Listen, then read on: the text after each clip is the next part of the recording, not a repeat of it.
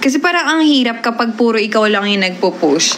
Like, bakit ka pa, oo, financially stable, bakit ka pa nag-asawa? Bakit ka mag-aasawa na parang, paano ba?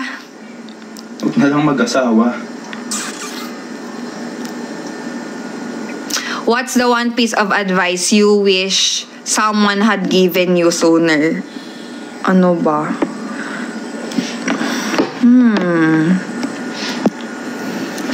Wait lang. What's the one piece of advice you wish someone had given you sooner? Ayan na. Kaya na?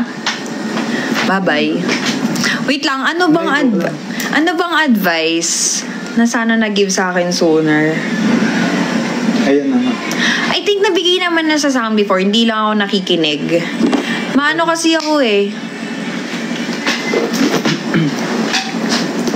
Siguro yung medyo open ako sa tao. Like, ito, Dima.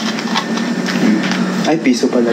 Like, hindi naman yung open sa tao. Yung parang medyo mabait kasi ako sa tao eh. So, alam mo yung, kahit na sinasabi sa akin na it's not giving na yung, anong 5? It's not giving na yung tao, pero alam mo yung hinahayaan ko lang kasi baka mamaya, ayoko na may nasasabi sa akin yung ibang tao before na parang alam mo may masasabi silang bad sa akin. Kaya as much as possible, lagi akong sa tao. Bukas Okay.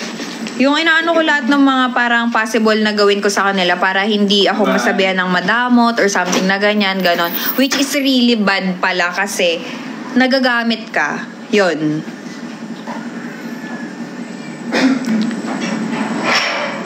True, financial stability is a no-brainer when it comes to relationship and marriage. Totoo guys, kasi alam niyo ba, sa totoo lang, ang hirap maging mahirap. And halimbawa kung nasa stage ka ng parang hindi ka naman financially stable, tapos ang magiging partner mo is same kayo. So, ang hirap na, paano ba? Ang pangit kasi mag-explain ng pero sobrang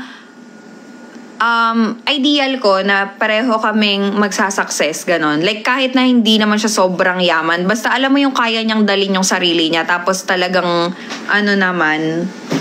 Wala, nasan yung charger ko? Wala. Oh my God! Where's my charger? Ito pala. So, ayun.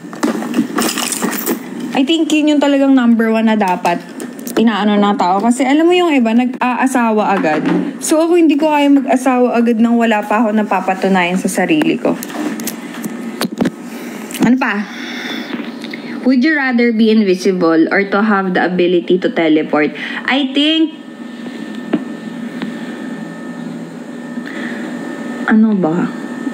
I think invisible kasi alam mo yung may mga gusto kang makita or malaman sa tao na dapat hindi nila alam, ganun.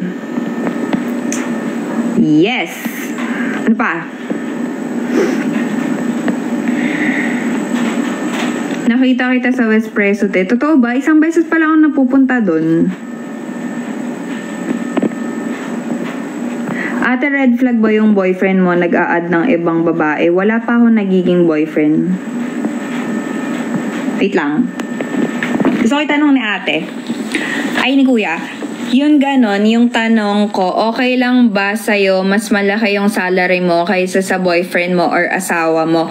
Yes, it's fine as long as nag-work din siya.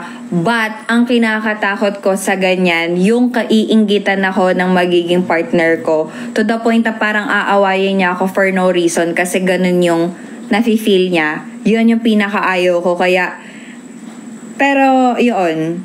Pero sana, if ever makatagpo ako ng kahit sinong na parang magugustuhan ko, sana, huwag siyang ma-intimidate sa akin. Kasi alam mo yung parang, kaya ko wino-work to para sa sarili ko eh. Like, yun. Alam mo, sa totoo lang, yung sa mga itsura-itsurang ganyan, kapag ka tinamaan ka sa tower, parang nagkagusto ka, mababaliwala lahat ng mga preference or types mo eh. Para sa akin lang ha, basta kapag tinamaan ka sa tao, yun na yun. Wala yung mga standards mo.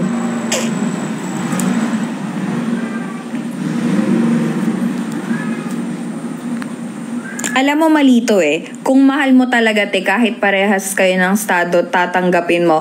Totoo naman yan, pero hindi sa lahat ng bagay nag-work yan.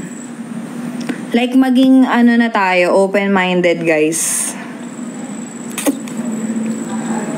Oh, hindi ko masasabi kung may asawa na ako noon. Pero one thing I know, papa-success na ako noon.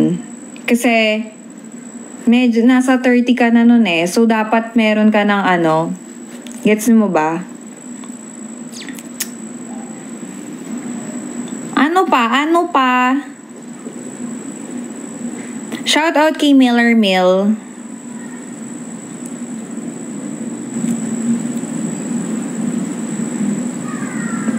Ano pa? Totoo, yun yung mahirap halimbawa kapag yung ego ng guy yung matatapakan kasi parang nai-intimidate sila sa'yo. Yun.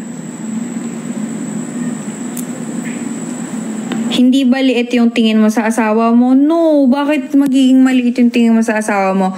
Kung hardworking naman siya and alam mo naman na parang siya. Ano tawag dito? Ayun, yung sinisikapan naman niya para sa sarili niya. May plano ka po mag-anak? Ayan yung gusto kong tanong. Actually, lagi ko sinasabi sa family ko, ayoko talaga mag-anak talaga kasi hindi ko alam kung natatakot lang ba ako manganak or ayoko yung feeling ng may responsibility. Although, sobrang hilig ko sa bata. Pero siguro kaya ko yung sinasabi kasi nakikita ko na yung ibang tao based on their experience and sa mga nakita ko na sobrang hirap ng may anak lalo na kapag nabuntis ng maaga. So parang ayokong ma-experience yung hirap na yon lalo na yung mag-aanak ka ng parang hindi mo kayang tustusan. Kasi parang ang pinakakawawa doon is yung bata. Ganon. Parang syempre kapag ka nagkaanak ka, gusto mo ibigay yung mga needs niya eh. 'Di ba? Ayun lang. I think wag magpunta Bayu, Manila, I saw you kasi eh. Saan? Oh my God, sino to? Hi! Sobrang hirap kasi mag-anak kapag nagpunta Bayu sa Manila, I saw you kasi eh. Saan po? Sobrang hirap mag-anak kapag hindi ka pa financially stable. Wala pa akong asawa, kuya. Ano ba yan? And tas, guys, alam nyo ba, man-hater ako talaga. And, ano tawag dito? Ayan lang. Sefi yun, naglalakad ka nun. Totoo, saan? Kailan po yun? Yes, second account ko to. Red po, red yung, sa color ng brace ko. Wala pa akong anak, guys. Sinasabi ko lang yung mga possible, Boss, pwede ba ma-fall sa nakakausap? Ano daw? Wait lang. Boss, pwede ba ma-fall sa nakakausap kahit may jowa yung tao?